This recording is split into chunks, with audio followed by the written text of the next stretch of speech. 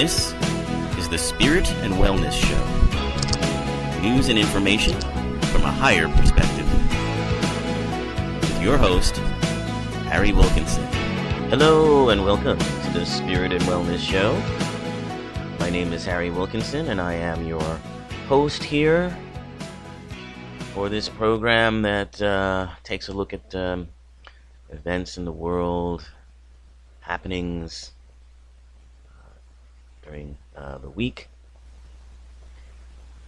in politics, international news, science, technology, anything that we interact with on a daily or weekly basis, anything that presents stories to us in one way or another, anything that comes across to us via the new media, whether it be your tablet or your smartphone or your social media, or through more traditional means such as the news networks or newspapers. Does anybody read newspapers anymore? I don't know.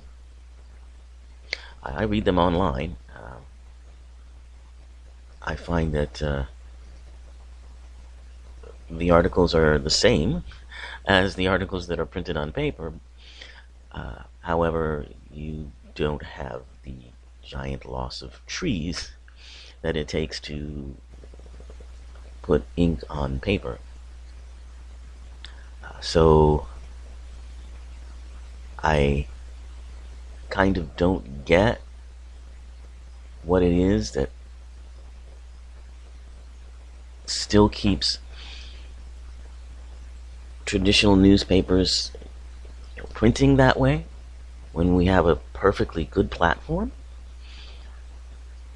for which to, present news and great articles. And you can go in depth in articles in a way that you can't really with newspapers unless you're willing to, turn pages a lot. Yet somehow, I guess we're in a transition between those traditional ways, and I think there are a lot of people who kind of like just having the feel of a newspaper in their hands, and that may be part of it, but I'm not sure that's a big enough reason to continue to, decimate rainforests, to put ink on paper that could more easily be put online. Anyway, I digress. It's a little offshoot from my usual introduction to the show. So we take a step back from all the stories of the day or the week, and we take a look at them from a higher perspective. We look at it from the point of view of, what are we saying here? What stories are we telling about ourselves? Why are we creating this at this point in time? And I come from the point of view that, yes, we are all creating all the circumstances in our life, all the time. Because that we exist on a higher level, if you will, which is manifesting everything that we do. So when we talk about things like God, or we talk about things like spirit, a lot of times what we're really talking about is ourselves at that higher level. Because when we are in the midst of our everyday existence, when we are in our avatar state, if you will, thinking of these physical bodies we inhabit as avatars, representations of a higher self, the true self, if you will. When we're in the midst of that, we lose awareness often of that higher self, of that higher truth. Like actors in a play, or being in the audience watching a really good film in which you lose yourself in the world of the film, we forget that there's more to us than just this, and that this isn't really the reality of who we are. It's just a simulation, and in many ways, it's a almost like a virtual reality game in which we are able to experience all kinds of things in this game of life, if you will. So when we take that step back and we start looking at these things that might seem overwhelming at first, when you hear stories about, the goings on in politics, or the goings on in the White House, or the kinds of incidents that we have of terrorism or mass shootings and things like that, or more personal stories as well. It can start to feel like the world is going crazy. And there's a reason why you kind of get overwhelmed like that, and it's because of how the media chooses to present its stories, and the stories that the media chooses to present. This is not that these incidents don't happen. It's just that because of the need for audiences, for the need of audience attention, which translates to dollars for media enterprises, things have to be done, stories have to be told in such a way that grabs people's attention. And often that can be triggering in a lot of ways, triggering of stress, triggering of emotional states of mind that aren't particularly healthy. So, and this is why I consider this to be a wellness issue, being able to interact with these stories in a healthy way is our best defense against any kind of discomfort, any kind of overwhelming feelings, any kinds of anxiety that these kinds of stories and the varying kinds of media we're exposed to can trigger in us. And we do that simply by recognizing the truth. Recognizing the truth of who and what we are. As I just mentioned, that we are more than ourselves, that we are, my term for it is divine mind, but you can think of, I'm sure, many other terms, but that we are much more than these set of kind of weaknesses that we think we are beholden to.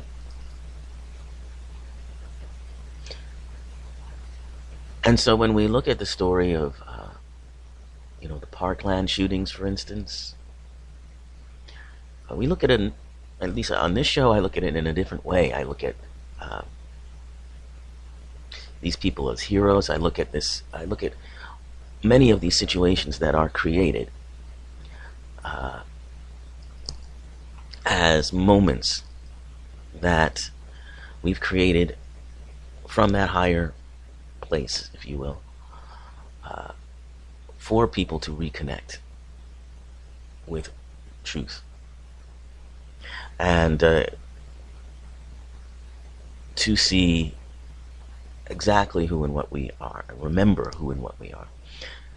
And I can see that happening in this particular case, and I mentioned, when we talked about the Parkland shootings a week or so ago, I mentioned the sort of Groundhog Day-like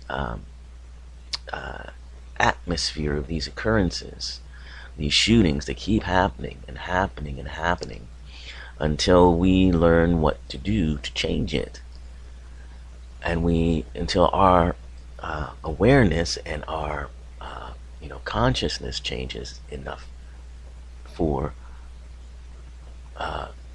real change to happen. And it looks as if that's happening on many different levels, through corporate sponsorships that are being withdrawn from the NRA, through the work of teenagers who have been directly affected by these shootings, and by the changing of attitudes among many, even the president. So it's these kind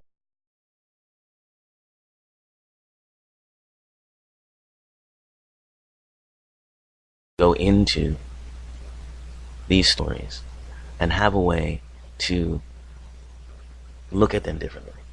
And that's what I try to do here. And today we're going to be talking about truth. The title of our episode today is "The Truth Is Out There." And there's a couple reasons I chose that title. You may be familiar with it as one of the X-Files promotional phrases. The truth is out there, having to do with the exploration of the concept of UFOs and aliens. And I chose that because this week we found out that indeed there has been a government program looking into the possibility of unidentified flying objects. But also, I wanted to talk about the nature of truth, because as I always begin the show with talking about the truth of who and what we are, but there's another kind of truth that's elusive. It's the kind of truth that we think we know. It's the kind of truth that we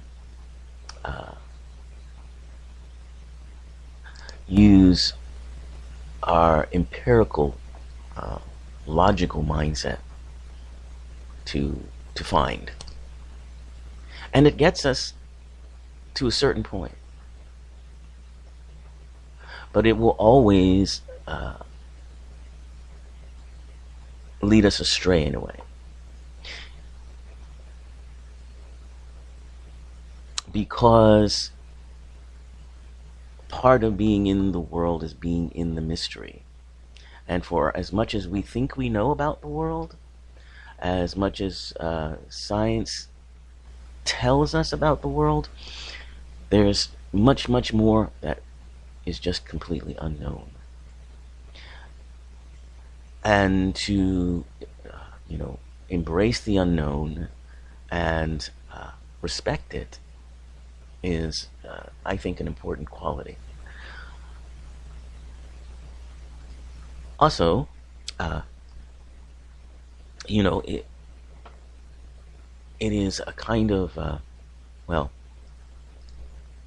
as I say, often the search for a limited concept of the truth is, it's a never-ending sort of thing.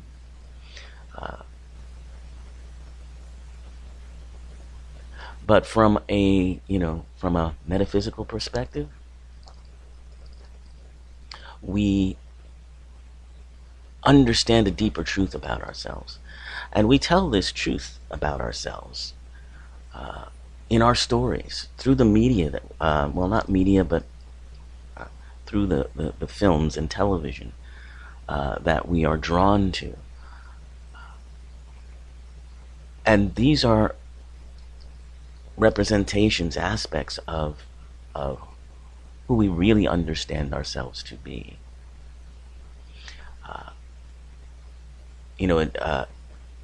There's an awful lot of research about human abilities that goes, and it's sound research too, replicable research that gets swept under the rug, it gets pushed away, it gets discounted because of the stigma.